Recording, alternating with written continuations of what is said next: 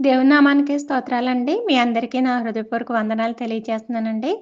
ఈ మధ్యాహ్న కాల సమయం ముందు చిన్న వాక్యాన్ని ధ్యానం చేసుకుందామండి. వాక్యానికి ముందు చిన్న ప్రార్థనండి. సర్వసృష్టికి కారణభూతుడవైన మా ప్రియ పరలోకపు తండ్రి, మీ శ్రేష్టమైన నామమునకు వేలాది స్తుతులు, స్తోత్రాలు చెల్లిస్తున్నాను దేవా. ఇంతవరకు మీ దయగల హస్తాల్లో మమ్మల్ని అందరినీ భద్రపరిచి, కాచి, కాపాడి, సంరక్షించి, పోషించారు. అందుని బట్టి నీకే కోట్ల కొలది కృతజ్ఞతాస్తుతులు చెల్లిస్తున్నాను దేవా. ప్రభా నాయన నీ యొక్క వాక్యం ఎద్దుకు వచ్చి ఉండగా వాక్యమైన దేవుడు గనుక నీ యొక్క వాక్కు ద్వారా మాతో మాట్లాడి మమ్మల్ని బలపరచండి. ప్రభా వాక్యానుసారమైన జీవితం మేమంతా జీవించలాగన సహాయం దయచేయమని, వాక్యం వింటున్న ప్రతి బిడ్డను కూడా మీరు దీవించి, ఆశీర్వదించి నీ మేలులతో నింపమని, ఈ చిన్న ప్రార్థన మీ పాదాల చెంత చేర్చుకుని తిరిగి సమాధానం కలిగి చేయమని యేసు శ్రేష్టమైన నామమున అడిగి వేడుకొనుచున్నాను తండ్రి. ఆమేన్. చిన్న వాక్యాన్ని ధ్యానం చేసుకుందామండి. రాజుల గ్రంథము, రెండో రాజుల గ్రంథం 5వ అధ్యాయం 1వ వచనం నుంచి చూస్తే కొన్ని వచనాలు మనకు కనబడుతూ ఉంటాయండి. ఇందులో ఒక వ్యక్తి మనకు కనపడుతూ ఉంటాడు. నేను చెప్పబోయే అంశం ఏంటంటేనండి ఆశ. మానవుడు భూమి మీద నివసిస్తున్న ప్రతి మానవునికి కూడా ఏదో ఒక ఆశ ఉంటుందండి. కొంతమంది ఇల్లు కట్టుకోవాలని ఆశపడుతూ ఉంటే, కొంతమంది డబ్బు సంపాదించాలని ఆశతో ఉంటారు. కొంతమంది నగలు పెట్టుకోవాలని ఆశతో ఉంటే, కొంతమంది బంగారం కొనాలనే ఆశతో ఉంటారు. కొంతమంది వస్త్రాల మీద ఆశ కలిగి ఉంటారు. ఇలాగ ప్రతీది కూడా ఏదో ఒక ఆశ మనిషి జీవితంలో ఉంటుందండి. ఆశ లేని మానవుడు భూమి మీద ఎవ్వరూ కూడా ఉండరండి. అలాగే బైబిల్ గ్రంథంలో కూడా కొంతమంది వ్యక్తులు మనకు కనబడుతూ ఉంటారండి. వాళ్ళ జీవితాలను మనం పరిశీలన చేసినప్పుడు వాళ్ళ జీవితాల్లో కూడా కొన్ని ఆశలు కలిగి ఉన్నారండి. అటువంటి వారిని ఒక వ్యక్తిని మీ ఎదుట పెట్టాలని నేను ఆశపడుతున్నాను. రెండో రాజుల గ్రంథం 5వ అధ్యాయం 1 నుంచి కొన్ని వచనాలు మనం చదివినట్లయితే మనకు బాగా అర్థమవుతుందండి. ఒక ఎలీషా ప్రవక్త ఉంటాడండి. ఎలీషా ప్రవక్త దగ్గరకు ఒక నయమాను అనే ఒక వ్యక్తి రావడం జరుగుతుంది. నయమాను చాలా పరాక్రమశాలి అండి. అంతేకాదు అతడు గొప్ప సైన్యాధిపతిగా మనకు కనిపిస్తూ ఉంటాడు.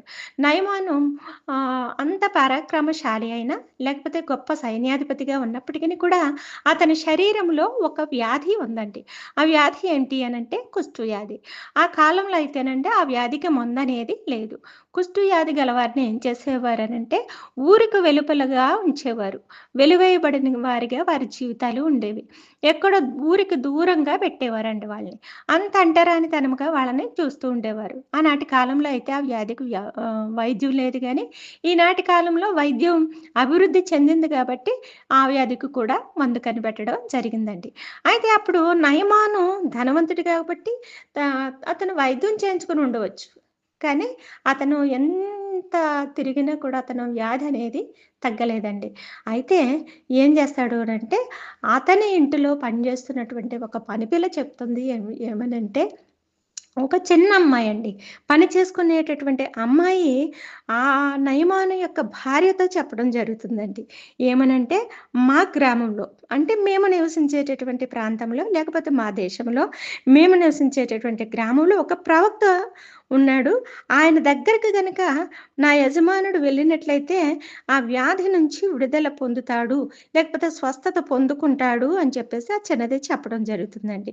తమ యజమానురాలితో ఈ విషయం చెప్పినప్పుడు నయమాను యొక్క భార్య ఏం చేస్తుందంటే, అయ్యో! చిన్నపిల్ల కదా! ఈ పిల్ల మాట మనకి లెక్కేంటి? ఈ పని పిల్ల కదా! పని పిల్ల మాటతో మాకు పనేంటి అని అనుకోలేదండి ఆమె. ఆమె ఏం చేస్తుందంటే నయమాను దగ్గరకొచ్చి పని పిల్ల చెప్పినటువంటి మాటలు నయమానుతో చెప్పడం జరుగుతుందండి. నయమానుతో చెప్పినప్పుడు నయమాను కూడా ఏం చేస్తాడు అనంటే ఆహ్, ఆ పని పిల్ల చెప్పినటువంటి మాటను బట్టి షోమ్రోను అనే పట్టణానికి వెళ్ళడం జరుగుతుందండి. అక్కడ ఎలీషా ప్రవక్తను మనం చూస్తూ ఉంటాం. ఎలీషా ప్రవక్త దగ్గరకు వెళ్ళినప్పుడు ఎలీషా ప్రవక్త ఒక గొప్ప ప్రవక్త అండి.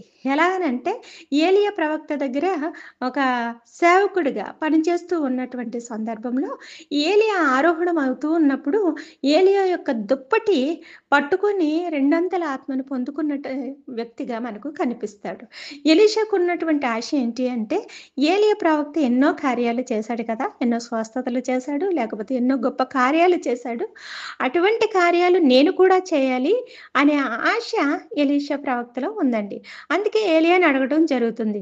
ఏలియాని అడిగినప్పుడు 2 పాళ్ళ ఆత్మ నాకు దయచేయమని చెప్పి అడిగినప్పుడు ఏలియా చెప్తూ ఉన్నటువంటి మాట ఏంటి అనంటే, నేను ఆరోహణమయ్యి వెళ్తున్నప్పుడు నా మీద ఉన్నటువంటి దుప్పటి కింద పడుతుంది. అది పట్టుకున్నప్పుడు నీకు రెండంతల 2 పాళ్ళ ఆత్మ నీ మీదకొస్తుంది, శక్తి వస్తుంది అని చెప్పేసి చెప్పడం జరుగుతుంది.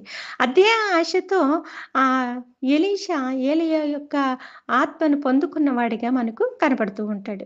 కనబడినప్పుడు ఎలీషా ప్రవక్త చాలా గొప్ప ప్రవక్త అండి. ఎన్నో అద్భుతాలు చేశాడు. ఏలియా కంటే కూడా ఎక్కువ అద్భుతాలు చేసినటువంటి వ్యక్తిగా మనకు ఎలీషా ప్రవక్త కనపడుతూ ఉంటాడు.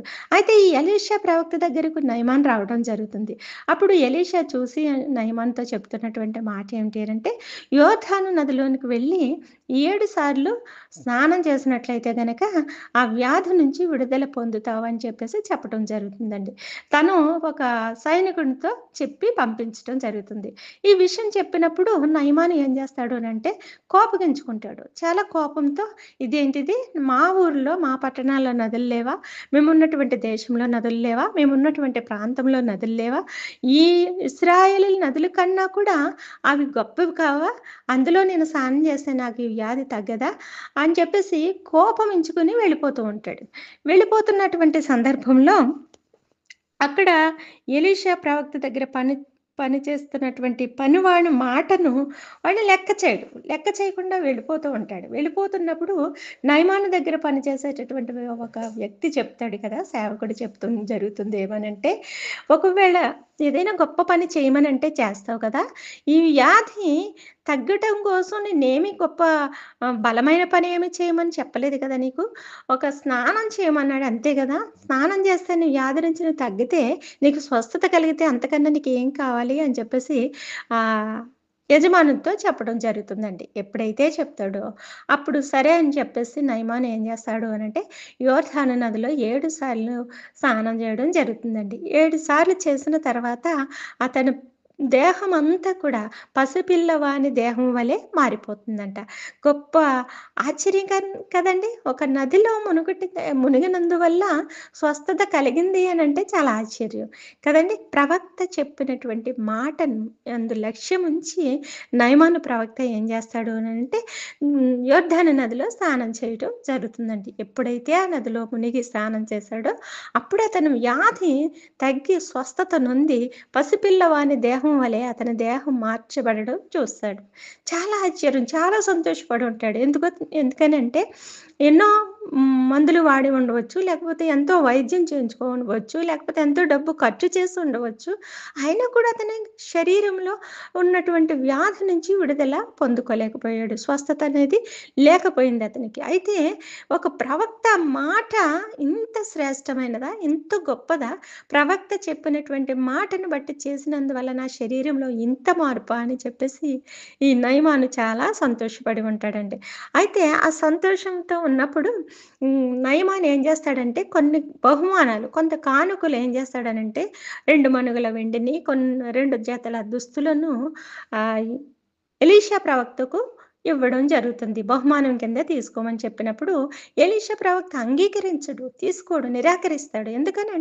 ఎందుకు నిరాకరిస్తాడు అనంటే అక్కడ దేవుని నామము మహిమపరచబడాలి. డబ్బులు సంపాదించుకోవడానికో, ఒలీవ తోటలు కొనుక్కోవడానికో, లేకపోతే తోటలు, పంటలు సమకూర్చుకోవడానికో వీటికి సమయం కాదది. కానీ దేవుని నామం అక్కడ మహిమపరచబడాలి. అయితే నయమాను ఉన్న కుష్టు వ్యాధి తగ్గిందని అతను సంతోషంతో బహుమానం ఇచ్చినంత మాత్రాన ఈ ఎలీషా ప్రవక్త తీసుకొని ఉంటే గనక నయమాను రేపన్న రోజున ఏమంటాడండి? నాకు స్వస్థత ఊరికే చేశాడేంటి? ఆ దైవజనుడు నా దగ్గర కొంత డబ్బు తీసుకున్నాడు, లేకపోతే కొంత వెండి తీసుకున్నాడు, కొన్ని దుస్తులు తీసుకున్నాడు. వీటికి ఆశపడి నాకు స్వస్థత చేశాడు. నాకు ఈ కార్యం జరిగింది అని చెప్పేసి నయమాను అనుకోవచ్చు. అలా అనుకోవడానికి వీలు లేదు. ఎలీషా ప్రవక్తకు ఎటువంటి ఘనత రాకూడదు.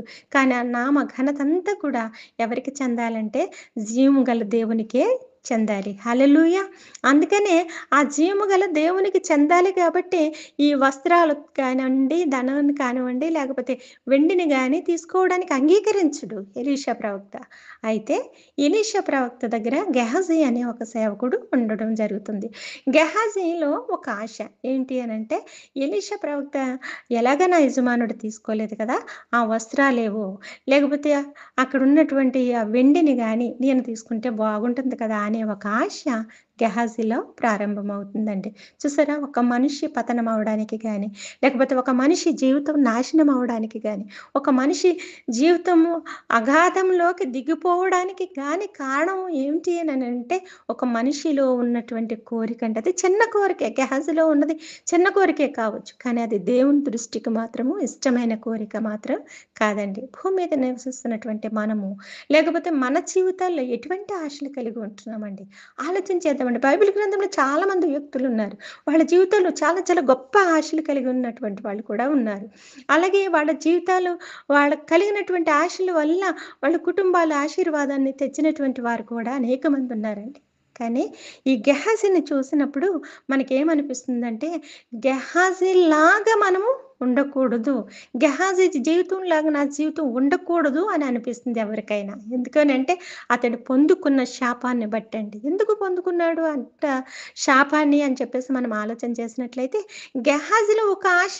ఏంటి అనంటే ఈ శరీర సంబంధమైన ఆశ, ఈ భూ సంబంధమైనటువంటి ఆశ, ఇహలోక సంబంధమైనటువంటి ఆశ. కేవలం వస్త్రాలకి, వెండికి ఆశపడి అతని జీవితాన్ని పతనం చేసుకున్నటువంటి వ్యక్తిగా మనకు గెహాజీ కనపడుతున్నాడు. మనకున్నటువంటి ఆశలు ఎలా ఉన్నాయండి? మనకున్నటువంటి ఆశల వల్ల దేవుని నామానికి మహిమ తెచ్చే వారంగా ఉంటున్నామా? లేకపోతే దేవుని నామాన్ని ఘనపరిచే వారంగా ఉంటున్నామా? లేకపోతే దేవుని నామాన్ని అవమానపరిచేదిగా మన జీవితాలు ఉంటున్నాయా? మన ఆశలు ఉంటున్నాయా? ఆలోచన చేద్దామండి ఒకసారి. వాక్యం యొద్దకు వచ్చినప్పుడు నేనెప్పుడు కూడా ఒకటే చెప్తానండి. దేవుని యొక్క వాక్యం దగ్గరకొచ్చిన తర్వాత మనం ఆలోచన చేయాలండి. ఆలోచన చేయాలి. మనం ఆలోచన చేయకుండా దేవుని యొక్క మాటలు అందు లక్ష్యం ఉంచకుండా మన జీవితాలు ఉంటే గనక ఎంత వాక్యం విన్నా, లేకపోతే ఎంత వాక్యం చదివినా ఎటువంటి ప్రయోజనం కూడా మన జీవితాల్లో ఉండదండి. కాబట్టి ఇక్కడ గెహాజీని మనం జ్ఞాపకం చేసుకుంటే అతని జీవితం ద్వారా మన జీవితాల్లో భయమనేది పుడుతుందండి. ఎందుకంటే దేవుని మాటను ధిక్కరించి గాని, లేకపోతే దేవునికి విరుద్ధమైన ఆలోచన, కోరికలు మనలో ఉంటే మనకి ఎటువంటి శాపాలు వస్తాయి అనేది తెలియడం కోసం ఈ గెహాజీ యొక్క జీవితం మనకు మాదిరికరంగా ఉందండి. అందుకే దేవుని యొక్క వాక్యం మనతో మాట్లాడుతున్నప్పుడు మనం ఒక్కటే ఆలోచన చేయాలి. దేవుడు ఈరోజు ఈ వాక్కు మాట్లాడుతున్నాడు అనంటే, ఈ వాక్కు ద్వారా నా జీవితంలో నేను సరిచేసుకోవాల్సింది ఏముంది అని చెప్పేసి మనం గ్రహించగలగాలండి. గ్రహించగలిగితే మన జీవితాలు ఆశీర్వాదకరంగా ఉంటాయి. మనం ఆలోచన చేసినట్లయితే గనక, ఆలోచన చేసి మన జీవితాలు సరియైన మార్గంలో నడుచుకుంటే, అప్పుడు మన జీవితాలు ఆశీర్వాదకరంగా ఉంటాయండి. ఉదాహరణకు మనం ఈ లోక సంబంధంగా చూసుకున్నట్లయితే గనక, మనము అద్దం చూసుకుంటూ ఉంటాం. మన ముఖాన్ని ఏం చేస్తామంటే, అద్దం ముందుకు వెళ్లి చూసుకుంటూ ఉంటాం. చూసుకున్నప్పుడు ఏం చేస్తాం, ఒకవేళ మొఖం మీద ఏదైనా మచ్చలున్నా, లేకపోతే ఏమన్నా దుమ్మి, ధూళి లేకపోతే ఏదున్నా శుభ్రం చేసుకుంటాం. ఏదో మచ్చుందనో, మరకుందనో అద్దాన్ని పగలగొట్టేం కదండీ! ఆ అద్దంలో చూసిన తర్వాత ఏదైనా లోపం కనిపిస్తే ఏం చేస్తామంటే సరి చేసుకుంటాం. అలాగే వాక్యమనే అద్దం ముందుకు మనం వచ్చినప్పుడు, వాక్యము అద్దంతో పోల్చబడిందండి. ఆ వాక్యం అనే అద్దం ముందుకు మనం వచ్చినప్పుడు మన జీవితాలు సరిలేకపోతే కనుక, లేకపోతే మన జీవితాల్లో ఏదైనా దేవునికి ఇష్టం లేని కార్యం ఉంటే, లేకపోతే దేవునికి ఇష్టం లేని పనులు మనం చేస్తూ ఉంటే, దేవునికి ఇష్టం లేని కార్యాలు నేను చేస్తున్నానని మనకు అనిపిస్తే గనక, దేవుని వాక్కు ద్వారా చెప్పబడుతున్నటువంటి వాక్కు ద్వారా మన హృదయాలను మనము సరిచేసుకోవాలండి. అప్పుడు సరిచేసుకుంటే అద్దం మనకు సరిగ్గా కనిపించట్లేదనో, లేకపోతే మన మొఖం మీద ఉన్నటువంటి మచ్చను చూపించిందనో అద్దాన్ని పగలగొట్టం కదండీ! కానీ మనలో ఉన్నటువంటి లోపాన్ని సరిజేసుకోవటానికి చూస్తూ ఉంటాం. అలాగే దేవుని యొక్క వాక్కు కూడా అంతేనండి. దేవుని యొక్క వాక్యము మన లోపాలను ఎత్తి చూపిస్తుంది కదా! లేకపోతే మన లోపాలను మనకు తెలియజేస్తుంది కదా! వాక్యం ఏంటి ఇలా ఉంది అని చెప్పి మనం అనుకోకూడదండి. అనుకోకూడదు. కానీ దేవుని యొక్క వాక్యము నాతో మాట్లాడుతుంది అంటే, ఈ వాక్యం ద్వారా నేను సరిచేసుకోవాల్సింది నా జీవితంలో ఏముంది? ఏ లోపాన్ని నేను సరిచేసుకోవాలి ఈ వాక్కు ద్వారా అనే ఉద్దేశ్యంతో దేవుని దేవుని యొక్క వాక్యాన్ని మనం వినాలని చెప్పేసి నేను మీ అందరికీ తెలియజేస్తున్నానండి. కాబట్టి ఇక్కడ నయమాను కుష్టు తగ్గింది. పసిపిల్లవాని దేహం వలె అతని దేహం మారింది. అతను సంతోషంతో తిరిగి వెళ్తున్నాడు ఇంటికి. అయితే సంతోషంతో తిరిగి వెళుతూ అతను అనుకున్నాడు, అయ్యో! నాకు ఈ వ్యాధి నుంచి నాకు స్వస్థతను కలిగజేసినటువంటి ప్రవక్తకి ఏదైనా బహుమానం ఇస్తే బావుంటుంది గదా! అని ఆశపడ్డాడు. అయితే ప్రవక్త అయితే నిరాకరిస్తాడు. దేవుని నామమే మహిమపరచబడాలి గానీ, ఒక డబ్బు తీసుకొని స్వస్థత చేశాడనో, లేకపోతే డబ్బు తీసుకొని వైద్యం చేశాడనో, ఇటువంటి మాట లేకపోతే ఇటువంటి స్వస్థత కలిగింది నాకు అని చెప్పేసి నయమాను చెప్పుకోవడానికి వీలు లేదు. కానీ దేవుడే స్వస్థత పరచాడు అని చెప్పేసి నయమాను సాక్షిగా ఉండాలి. కానీ ఎలీషా అయితే నిరాకరించాడు గానీ, ఎలీషా దగ్గర ఉన్నటువంటి గెహాజీలో ఒక ఆశ. ఏంటి అనంటే, నా యజమానుడు తీసుకోకుండా వదిలేసాడు కదా! నేను తీసుకుంటే బావుంటుంది కదా! అని అనుకున్నాడంటండి. అనుకుని ఏం చేశాడు అనంటే, నయమాను వెళ్ళిపోతూ ఉంటే రథం మీద వెనకాల పరుగెట్టుకుంటూ వెళ్తున్నాడంట. వెళ్ళినప్పుడు నయమాను చూస్తాడు. చూసి రథం నుంచి దిగి ఏంటి క్షేమంగా ఉన్నావా అని చెప్పి అడిగినప్పుడు క్షేమంగానే ఉన్నానని చెప్పడం జరుగుతుందండి. చెప్పడం జరిగిన తర్వాత అక్కడ ఒక మాట అంటాడు. నా యజమాని నన్ను పంపించాడు. పంపించి 2 ద 2 జతల దుస్తులు, 2 మణుగుల వెండి పట్టుకురమ్మని చెప్పేసి పంపించాడు అని చెప్పినప్పుడు నయమాన్ ఏమనుకుంటాడండి? తెలీదు కదా! నిజంగా ఎలీషా ప్రవక్తే పంపించాడేమో అని అనుకుంటాడు గదా! కానీ ఇక్కడ గెహాజీ ఆశ చూసారా? ఎంతైనా సరే శరీర సంబంధమైన ఆశ ఎంత ఉన్నప్పటికిని కూడా అది పాపం కిందే లెక్కండి. పాపం కిందే లెక్కొస్తుంది. కానీ ఇహలోక సంబంధమైన ఆశలు ఇవి శరీర ఆశలు, ఇహలోక సంబంధమైన ఆశలు మనకు ఉన్నాయనుకోండి, అవి ఆత్మీయ సంబంధమైన జీవితాన్ని చెరిపేవిగా మనకు కనిపిస్తూ ఉంటాయి. కాబట్టి ఒ ఒక 2 జతల దుస్తులే కదా! లేకపోతే 2 మణుగుల వెండే కదా! ఏమైపోతుంది అనుకుని ఉండవచ్చు గెహాజీ. లేకపోతే నా యజమానుడు చూస్తాడేంటి? చూడ్డు కదా! ఎక్కడో ఉన్నాడు కదా! ఇంటి దగ్గర ఉన్నాడు కదా! నేనైతే నయమాను వెనకాల వెళ్తున్నాను. ఈ విషయం నా యజమానుడు చూడ్డు కదా! అని అనుకుని ఉండవచ్చు. కానీ ఆహ్, అప్పుడండి ప్రవక్తలు చాలా ఆత్మశక్తితో ఉండేవాళ్ళంట. ఆత్మతో దేవుని యొక్క కార్యాలను గానివ్వండి, దేవుడు చేసే పనులు గానివ్వండి, వాళ్ళ ఆత్మ ద్వారా కనిపెట్టేవారంటండి. ఇప్పటిలా కాదండి. అప్పుడు చాలా విశ్వాసంతో ఉండేవారు భక్తులు. అయితే అక్కడున్నటువంటి గెహాజీ అడుగుతూ ఉంటాడు. 2 మణుగుల వెండి ఈ ఏమి ఇమ్మని చెప్పేసి అడిగినప్పుడు అక్కడ చెప్తూ ఉంటాడు కదా!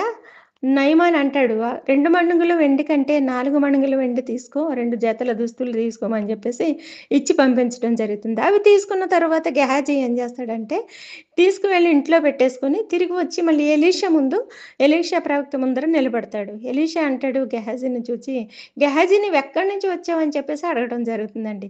ఎప్పుడైతే యజమానుడు అడిగాడో గెహాజీ అంటాడు కదా! అక్కడే తన పాపపు స్థితిని ఒప్పుకుంటే సరిపోయేది. కానీ గెహాజీ అంటాడు, "నేనెక్కడికి పోలేదని" చెప్తాడండి. అప్పుడు ఎలీషా అంటాడు కదండీ! "నయమాను నిన్నెదుర్కొనుటకు తిరిగి వచ్చినప్పుడు నా మనస్సు నీతో కూడా రాలేదా?" అంటాడు. ఇక్కడ ఈ మాటను మనం ఆలోచన చేసినప్పుడు చాలా ఆశ్చర్యం అనిపిస్తుంది. నయమాను ఎక్కడో ఎలీషా ప్రవక్త ఎక్కడో ఇంటి దగ్గరున్నాడు. నయమాను మార్గం గుండా వెళ్ళిపోతున్నాడు రథం మీద. ఆ రథం వెనకాల గెహాజీ పరిగెట్టుకుంటూ వెళ్తున్నాడు. గెహాజీని చూసినటువంటి నయమాను తను రథం మించి దిగి తన దగ్గరకు వచ్చి మాట్లాడడం జరుగుతుంది. ఈ విషయాన్ని ఇంటి దగ్గర ఉన్నటువంటి ఎలీషా ప్రవక్తకి ఎలా తెలిసిందండి? ఎప్పుడైనా ఆలోచన చేశారా? ఆత్మతో కనిపెట్టడము అనంటే, ఆత్మతో దేవునితో మాట్లాడడము అనంటే, ఇటువంటి కార్యాలేనండి. భక్తులు చూసారా వాళ్ళ జీవితాల్లో ఎటువంటి అనుభవాలు కలిగి ఉన్నారో? అప్పుడు నా మనస్సు నీతో కూడా రాలేదా? అని చెప్పేసి ఎలీషా ప్రవక్త చెప్పడం జరుగుతుందండి. ద్రవ్యము లేకపోతే వస్త్రాలో, లేకపోతే ఒలీవ చెట్లో, తోటలో, ద్రాక్ష తోటలో, గొర్రెలో, ఎడ్లో, దాసీలో సంపాదించుకోవటానికి ఇది సమయమా? ఇది సమయం కాదు కదా! దేవుని నామం మహిమపరచబడాలి. డబ్బనో, ధనమనో, తోటలనో, ఇవన్నో, గొర్రెలనో, గొడ్లనో, దాసీలను ఇవన్నీ సంపాదించుకోవడానికి ఇది ఎలా అనుకూల సమయం అనుకున్నావు నువ్వు? ఇది సమయం కాదు కదా! దేవుని నామం హెచ్చింపబడాలి. మనమైతే తగ్గాలి. కానీ నీవు చేసిన పని వల్ల దేవుని నామము అవమానపరచబడింది. కాబట్టి నయమానుకు కలిగినటువంటి కుష్టు ఏదైతే ఉందో, నయమానును వదిలినటువంటి కుష్టు నీకే కాదు నీ సంతతికిని పిల్ల తరముల వరకు కూడా సర్వకాలము అంటి ఉంటుందని చెప్పేసి అక్కడ గెహాజీతో చెప్పడం జరుగుతుందండి ఎలీషా ప్రవక్త. ఎంత గొప్ప ఆశ్చర్యమో చూసారా? ఆలోచన చేశారండి? గెహజీలో ఉన్నటువంటి ఆశ చిన్న ఆశే కావచ్చు. 2 దుస్తులు బట్టలు, 2 మణుగుల వెండికే ఆశపడి ఉండొచ్చు గెహాజీ. కానీ అతనికున్నటువంటి ఆశ వల్ల అతను ఎంత శాపాన్ని తెచ్చుకున్నాడో చూసారా? ఒకసారి ఆలోచన చేయండి. ఈ వాక్యం చదివినట్లయితే భయమనిపిస్తుందండి. వాక్యం దగ్గరకొచ్చినప్పుడు కొన్ని కొన్ని వాక్యాలు చదువుతూ ఉంటే మన జీవితాల్లో వణుకు పుడుతుంది.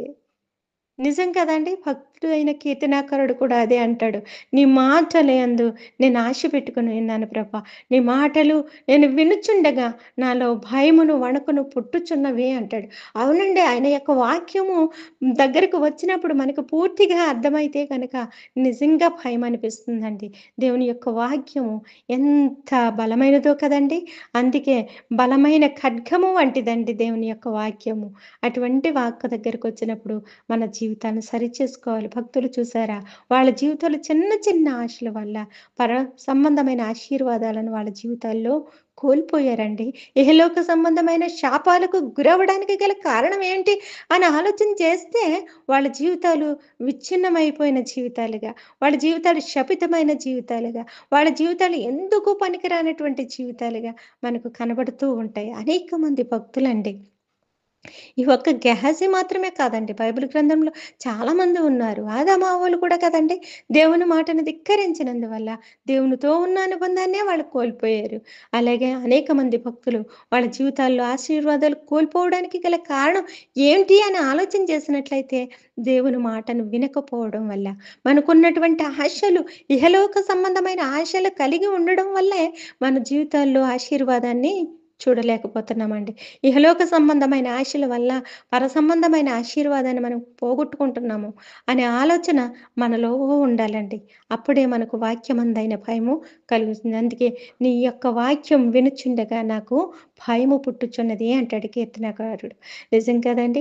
ఆయన యొక్క వాక్యం విన్నప్పుడు కానివ్వండి, లేకపోతే ఆయన యొక్క వాక్యంలోని అర్థము మనకు అర్థమవుతూ ఉంటే గనక వాక్యంలోని మనము బాగా అర్థం చేసుకుంటే గనక ఆ యొక్క వాక్యాన్ని బట్టి మన జీవితాల్లో భయం అనిపిస్తుంటది. భక్తుల జీవితాల్లో చూసారా? గెహజీ కోరిక చిన్న కోరికే కావచ్చు.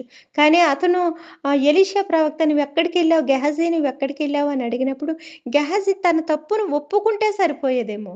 కానీ ఒప్పుకుంటే ఒకవేళ క్షమించేవాడేమో ప్రవక్త. కానీ గెహజీ ఒప్పుకోలేదండి. ఒప్పుకోలేదు. "నేను ఇంట్లో నేనెక్కడికి వెళ్ళాను? నీ దగ్గరే ఉన్నాను కదా! ఇక్కడే ఉన్నాను కదా! నేనెక్కడికెళ్ళలేదయ్యా" అని చెప్పేసి అంటాడు. అయితే నయమాను తన రథం నుంచి దిగి నిన్నెదుర్కోవటానికి వచ్చినప్పుడు, నా మనస్సు లేకపోతే నా ఆత్మ నీతో కూడా రాలేదా అని చెప్పేసి గెహజీని ప్రశ్నించినప్పుడు, గెహజీ ఏమీ తిరిగి మాట్లాడలేదండి. ఏం మాట్లాడతాడండి? ప్రభువా పోనీ తన యజమానుడే కదా! తన యజమానుడితో "అయ్యా! నేను చేసింది పొరపాటయ్యా. నన్ను క్షమించండయ్యా.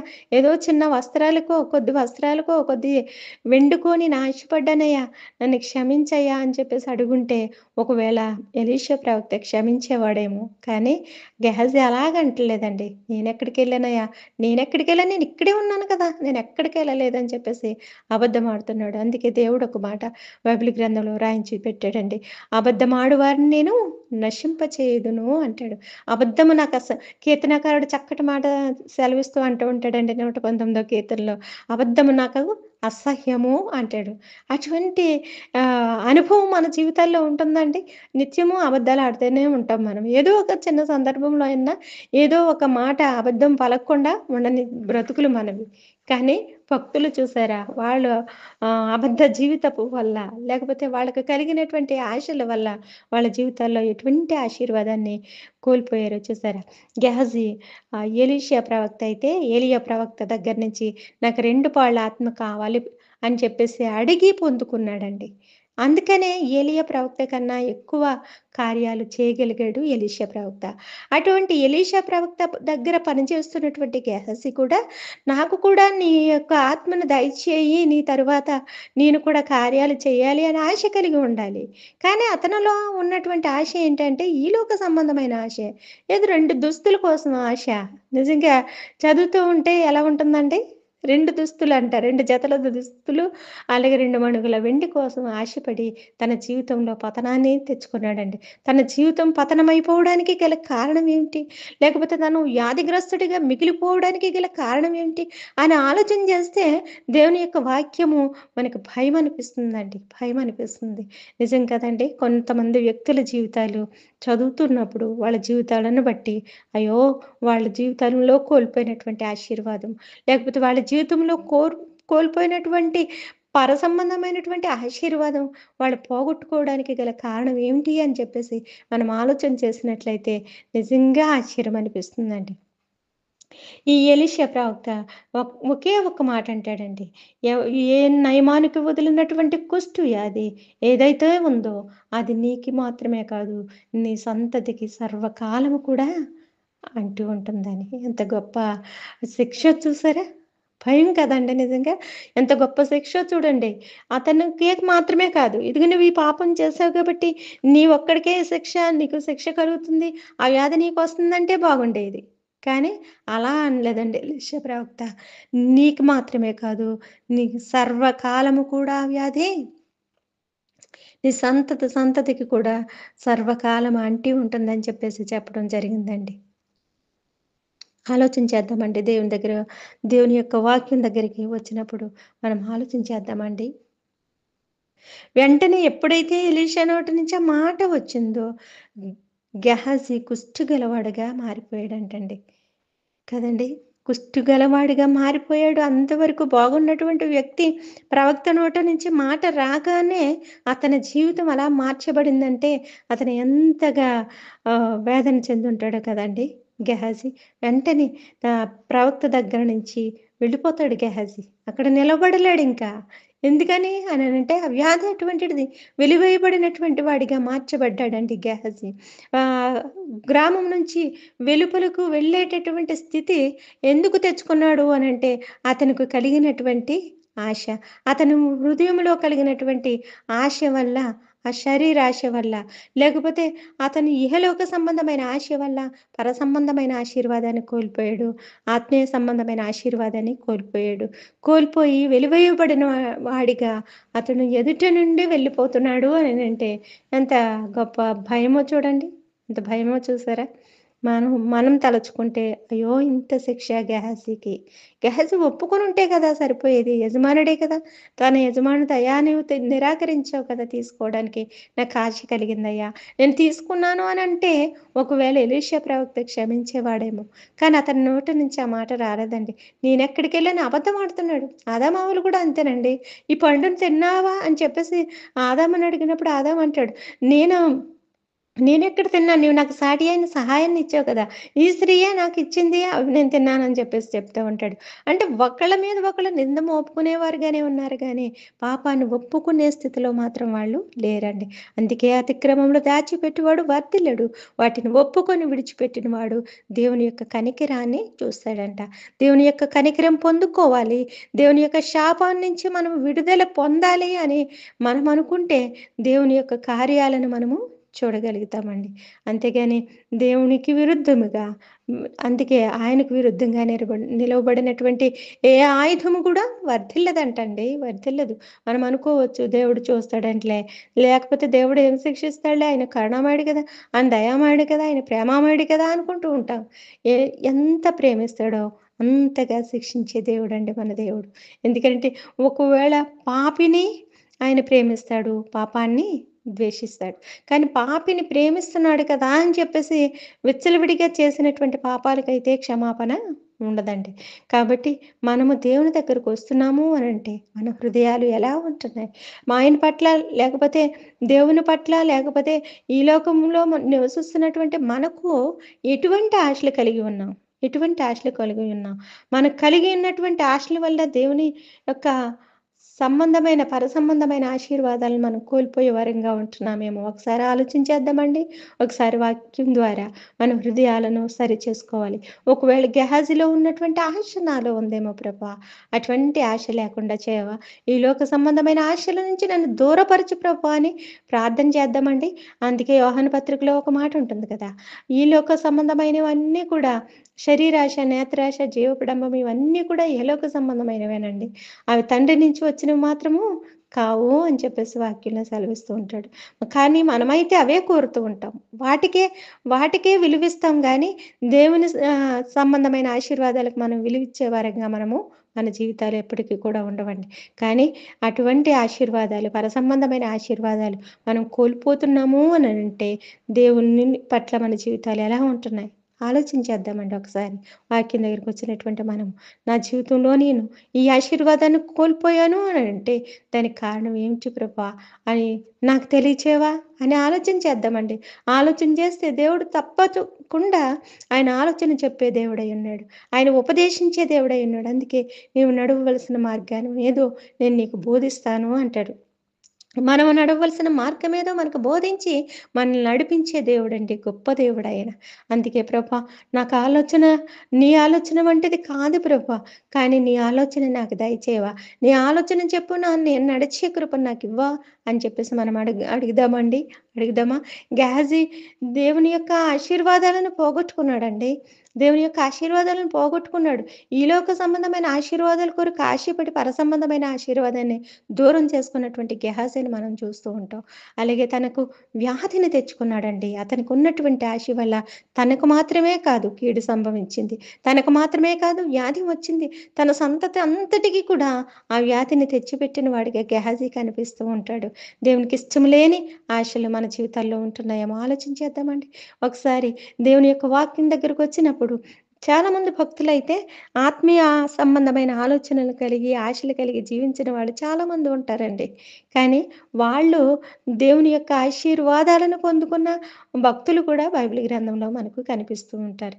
కానీ ఇక్కడ గెహాజీ అలాగ కాదండి. అలా కాదు. దేవునికి కోపం తెచ్చేవాడిగా, దేవుని యొక్క దేవుని ఎదుట నిలవలేని వాడిగా. అందుకే ఆహ్, ఎలీషా ప్రవక్త దగ్గర నిలబడలేకపోయాడు. ఎప్పుడైతే ఎలీషా నోట నుంచి ఆ మాట వచ్చిందో గెహజీ వెంటనే అక్కడి నుంచి వెళ్ళిపోయినట్లుగా మనం చూస్తూ ఉంటాం. ఎందుకని? అతడు ఎక్కడికి వెళ్ళిపోవాలండి? ఊరు వెలుపలకు వెళ్ళిపోవాలి. వెలివేయబడిన జీవితం కింద అతని జీవితం మార్చబడింది.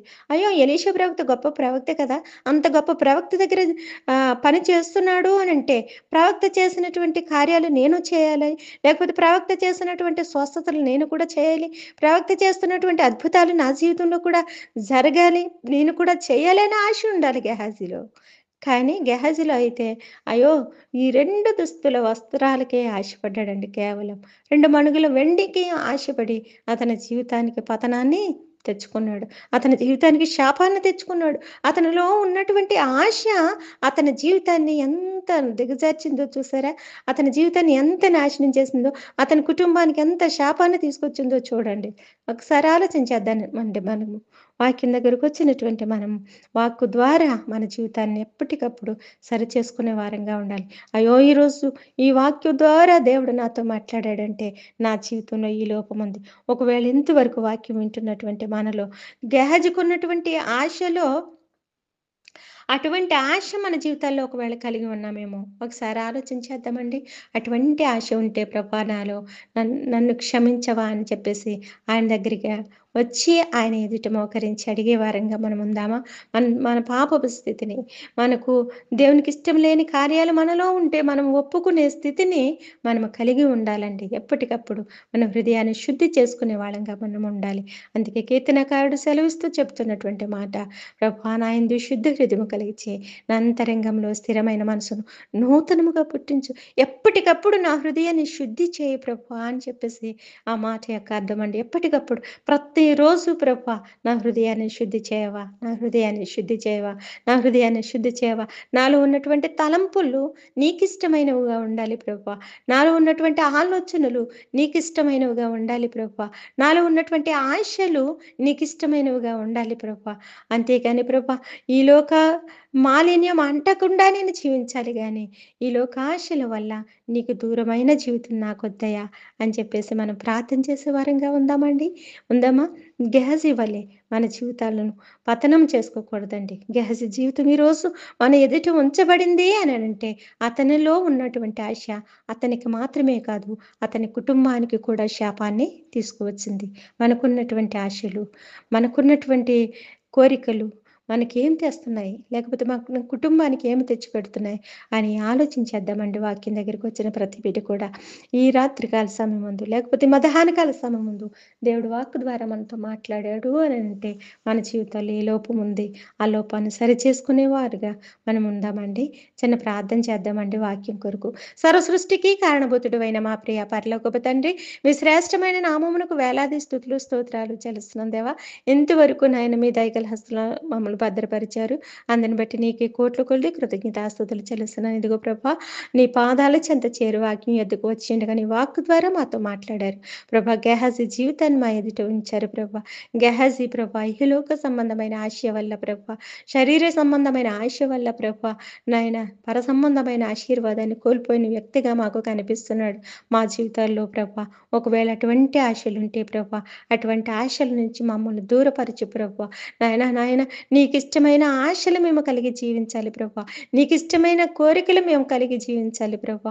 నీకిష్టమైన మనస్సు మేము కలిగి జీవించాలి ప్రభా. నీకు స్తోత్రాలు. శరీర సంబంధమైన ఆశల వల్ల ప్రభా, శరీర సంబంధమైన కోరికల వల్ల ప్రభా, ఇహలోక సంబంధమైన ఆశల వల్ల, ఇహలోక సంబంధమైన కోరికల వల్ల ప్రభా, మా జీవితాలు పతనమైపోయిన జీవితాలుగా ఉండకూడదు ప్రభా.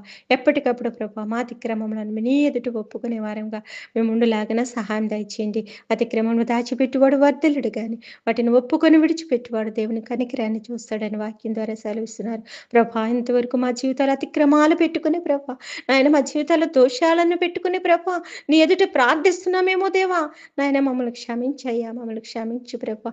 నీకిష్టమైన పాత్రలుగా ప్రభా, నీకిష్టమైన మార్గంలో మేముండులాగిన సహాయం దయచేయవా. నీ సహాయము నాయన నిత్యము మాకు అవసరమే ప్రభా. నీ కృప కాపుదల మాకు నిత్యము అవసరము తండ్రి. నీకు వందనాలు ప్రభా. నాయన నీ కృప కాపుదలలో మమ్మల్ని నిత్యము భద్రపరిచే ప్రభా. నీకిష్టమైన మార్గంలో మేము నడుచులాగన ప్రభా, నీకిష్టమైన ఆశలు కలిగి మేము జీవించలాగన ప్రభా, పర సంబంధమైన ఆశలు కలిగి జీవించలాగన సహాయం దయచేయమని ఈ చిన్న ప్రార్థన మీ పాదాల చెంత చేర్చుకొని తిరిగి సమాధానం కలిగి చేయమని ప్రభా, మా కొరకు మేఘం పైన అతి త్వరలో రానయున్న నజరుడైన యేసుక్రీస్తు ఘనమైన నామమున మిక్కిలి వినంతటికి బ్రతిమలాడి వేడుకొనుచున్నాను తండ్రి. Amen, amen, amen. యేసు రక్తమే జయం, సెలవు రక్తమే జయం, ప్రవేశనం సంపూర్ణ విజయం కలుగునుగాక. యేసు రక్తమే జయం. Amen, amen. వందనాలండి, వందనాలు.